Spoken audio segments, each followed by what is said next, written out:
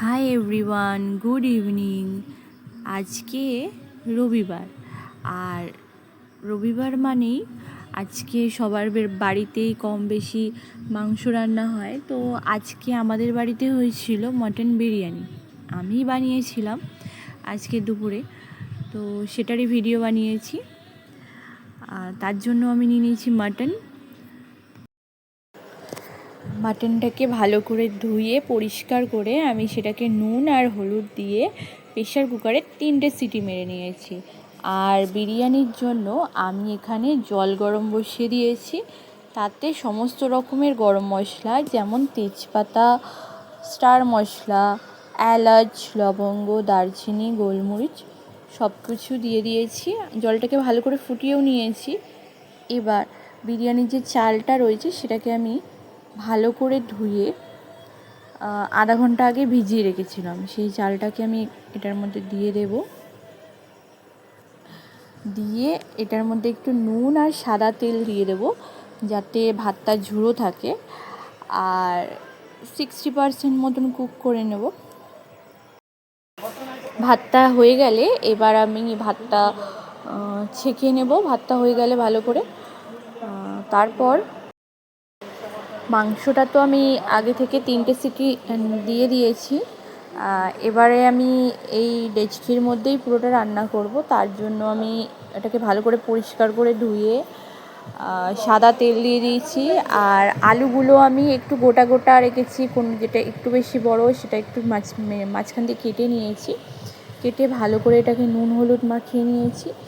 এবার আলুগুলোকে আমি ভেজে নেব। 50% মতন আলুগুলোকে ভেজে নেব এপিট ওপিট করে, লাল লাল করে।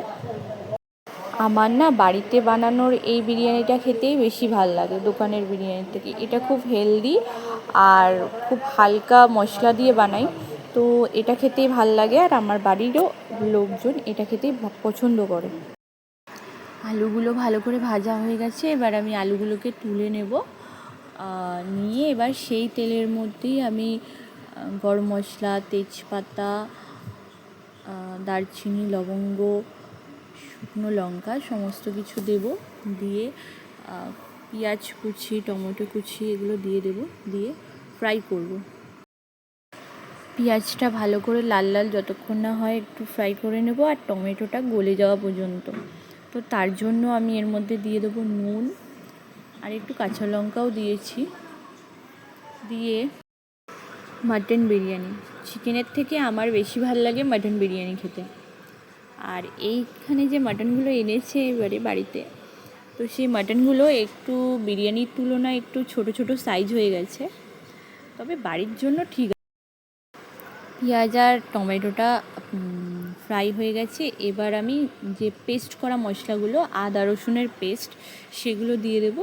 দিয়ে এটাকে এবার ভালো করে নেড়ে ছেড়ে মশলাটাকে কষিয়ে নেব, একটু ভালো করে ভেজে নেব। তো এরপর আমি আস্তে আস্তে গুঁড়ো মশলা যেমন হলুদ গুঁড়ো, লঙ্কার গুঁড়ো, সমস্ত রকমের জিরে ধনে গুঁড়ো, এই গুঁড়ো মশলাগুলো দেব। দিয়ে আবার এটাকে ভালো করে কষিয়ে নেব যতক্ষণ না মশলাটা থেকে একটু তেলটা ছেড়ে আসে।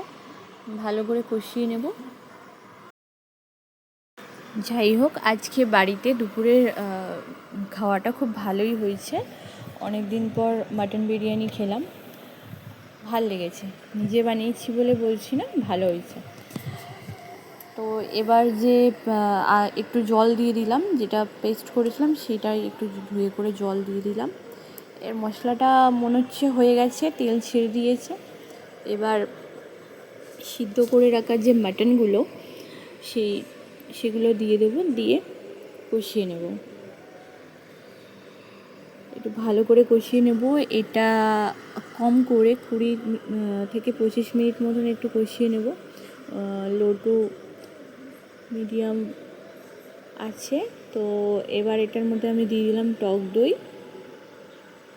দইটা দিয়েও একটু ভালো করে কষিয়ে নেব।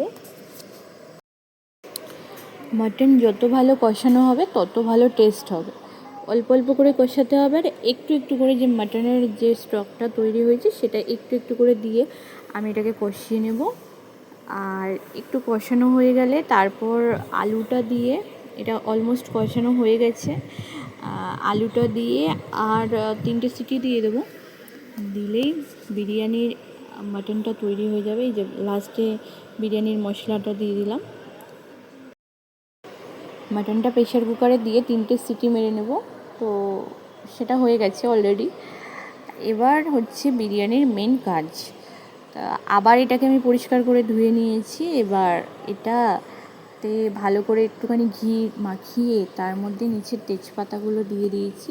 তার মধ্যে মাটন দিয়ে, রাইস দিয়ে, আলু দিয়ে, বিরিয়ানির মশলা দিয়ে আবার লেয়ার তৈরি করতে হবে। আবার রাইস দিয়ে দিলাম, দিয়ে এই যে আবার উপর থেকে বিরিয়ানির মশলা ছড়িয়ে দিলাম, দিয়ে এর মধ্যে এবার দিয়ে দেবো ঘি, দিয়ে দেবো কেওড়া জল, গোলাপ জল আর মিঠা আতর। আর এবার আমি বিরিয়ানির মধ্যে একটা স্পেশাল জিনিস অ্যাপ্লাই করলাম, আগে কখনো করিনি। সেটা হচ্ছে গিয়ে আমাদের গাছের যে লেবু, পাতি লেবু, সেটাকে আমি একটুখানি স্লাইস করে কেটে উপর থেকে দিয়ে দিয়েছি। দেওয়ার জন্য একটা সুন্দর একটা ফ্লেভার এসেছিলো বিরিয়ানিটাকে। ফার্স্ট টাইম এটা দিলাম, কিন্তু খেতে খুব ভালোই লেগেছে। এবার আমি এটা একদম ধিমি আছে 20 মিনিট মতন বসিয়ে রেখে দেবো, দিলেই বিরিয়ানি তৈরি। আর দোকানের মতন অত সুন্দর করে সার্ভ করতে পারিনি, তবে করেছি নিজের মতন, বাড়িতেই তো খাবো। তো ভালো হয়েছে খেতে। নেক্সট আবার আমি রিভিউ ভিডিও দেব।